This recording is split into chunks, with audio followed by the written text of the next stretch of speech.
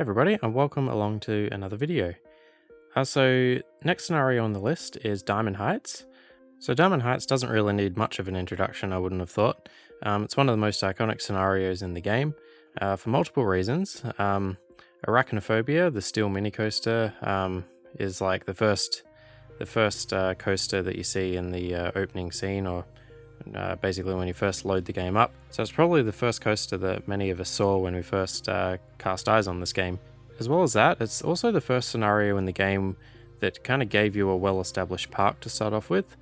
So it really gave you an idea of the things you could do in the game. And of course it's got those racing steel looping coasters, claustrophobia and agoraphobia, which are pretty hard to look past if you're thinking about what the best pre-built rides in the game are. Even Doppelganger, the Mobius wooden wild mouse, which took me ages to figure out what the heck was going on there as a kid. I didn't realize for the longest amount of time that that was just a single coaster. That ride is pretty iconic in itself. So anyway, despite all the great things about this scenario, it does feel somewhat awkward to work in at times. The terrain isn't super friendly to work with. It's got lots of steep hills, lots of water. The pathing layout isn't super friendly in terms of pathfinding, with a few dead ends around the place. But I think the most major factor that makes this one tricky to work with is that the park in many ways feels completed already. There's no stalls or shops set up. It's pretty understaffed. But in terms of rides and pathing, there doesn't feel like there's any real straightforward or obvious areas of the park to expand into. I think an example of this is near the entrance where the railway station and the log flume almost box in the path, so it feels kind of unnatural expanding the park sideways past these rides, if you get what I mean.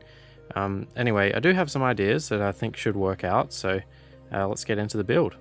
So as I touched on earlier, the park is understaffed. It's got like 2 mechanics, 2 handymen, so I spent quite a long time zoning staff to start with. Added a lot of handymen near the racing loopers in particular, as I always remember that being an absolute vomit magnet of a path around there. So I then adjusted ride pricing to try and increase profits as much as possible.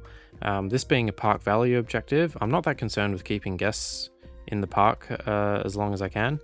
So basically want to get all their money as quickly as possible to make as much money and get as many rides as I can basically. After a bit of park management, it was finally time to get into some actual building. So to start off with, I restructured the entrance a little to make a bit of a plaza. I was seriously considering just removing the railroad altogether, as it's not too practical in my opinion. It just loses a lot of speed in places, as it has quite a few like really large hills to climb. But as some of you probably already know, I do like keeping the original rides in a scenario where I can. So I instead decided to go with some modifications. Now this won't be the last time I change the railroad, but I did want to open up the right hand side of the park a bit here, and I thought the best way to do so was move the station over to the edge of the park boundary. So this accomplished 2 things. It opened up this area quite a bit for more rides, but it also meant that I could lower the height of the train tracks in this area. So it didn't need to climb that large slope into the first station. I also reduced the length of that station. It turns out that I could, if I sacrificed just 1 car per train, and I think there's 2 trains, I could save like 5 tiles on each station platform for it. So I thought that was worth it. It just makes the stations around the park a little less of a space hog, I guess. I also modified that long bridge over the river as well. I'll come back and decorate this later on just to make it look a little bit more realistic. I then added a couple extra station pieces to Snake River Falls, the log flume, just to get another couple boats, because the throughput as it was is unfortunately quite low in RCT1. You only get like 9 boats, I think. So I bumped that up to 11. And with moving the railroad to a low elevation, that was actually quite easy. After I was done modifying these rides, I expanded to the right hand side of the front park entrance into what I always found an awkward space to work with. I add in a path to the station, the relocated train station, add in a food stall, and my first new attraction in a medium-sized car ride. The car ride was a pretty simple meandering layout that I tried to make kind of consume a lot of this area. So near the car ride, I just add in a few different tree types. I wanted to give the area a nice kind of relaxed vibe. I called the car ride tachyphobia, which is a fear of speed. Afterwards, it was time to try and expand to the left-hand side of the park entrance. To do this, I needed to move the exit slightly of Snake River Falls, and then add some pathing underneath that station. Once that was done, it was reasonably easy to add pathing out this direction. I modeled it pretty similarly to the pathing that was already in the park, which meant that it was kind of like a boardwalk next to the water, just kind of at the base of the hill. I then got started on my first new coaster of the park.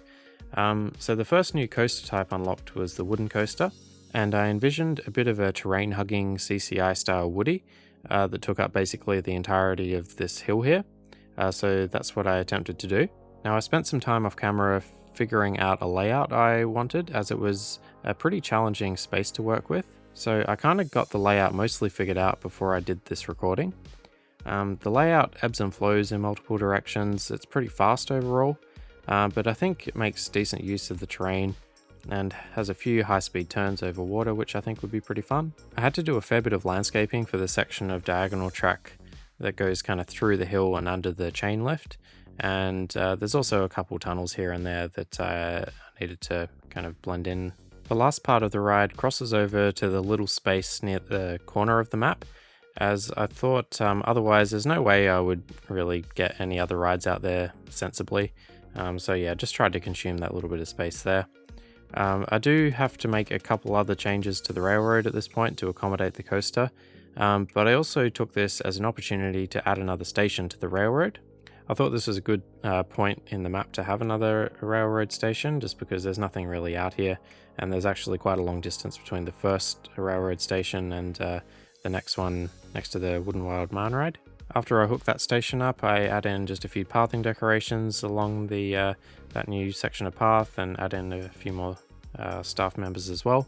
Afterwards, the woodie was all tested and good to go, so I opened that up and named it Xylophobia, which apparently is an irrational fear of wood or wooded objects. I also made it irrationally expensive at like $18 per ride, I think.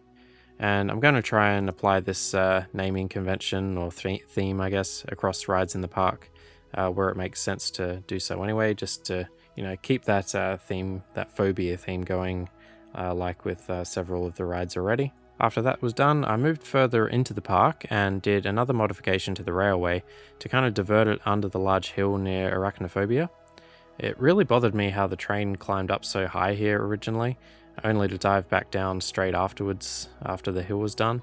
It also consumed a fair bit of space up there too, so with that space opened up, I got started on another new ride.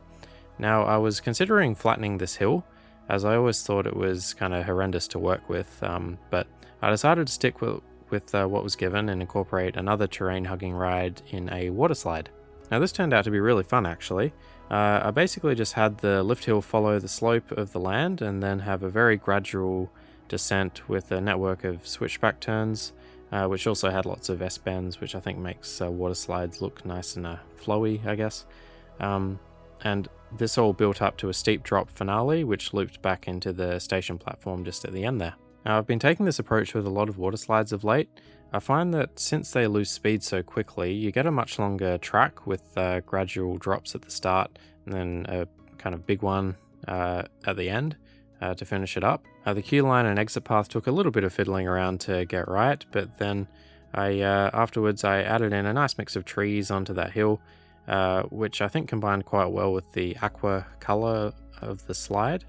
And this also conveniently lined up with the name I planned for this water slide, which you may have already guessed will be aquaphobia, which of course is a fear of water.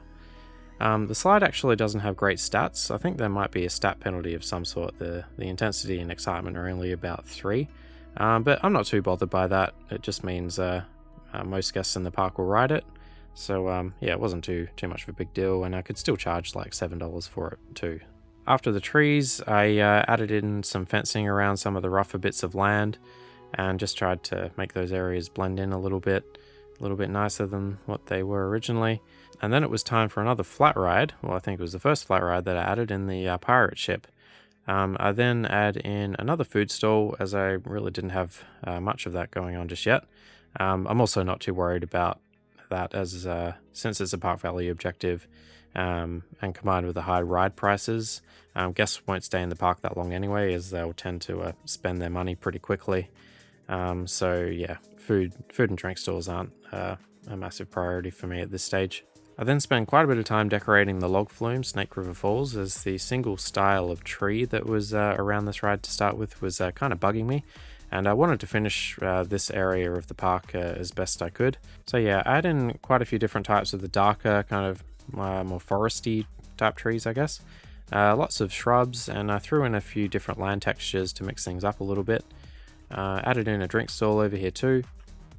I may come back and do some more work here depending on if we unlock the mine theming set, because I think that would work out pretty nicely here. Also add in an entertainer to the Snake River Falls queue, just because didn't want guests to get too unhappy in that queue line. Since Diamond Heights is quite a large map to fill in the 3-year objective, I am going to be taking a pretty spread out approach to the rides, I guess.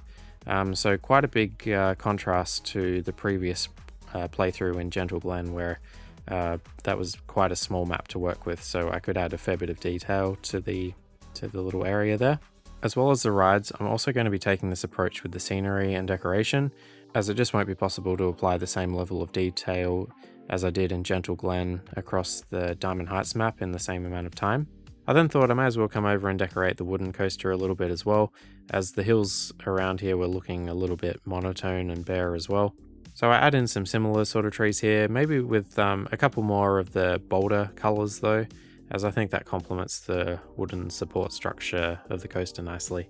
Anyway, I think that's just about it. Thank you all very much for watching, hope you enjoyed. I look forward to hopefully seeing you in the next video. Thanks very much, and hopefully see you next time. Cheers, bye.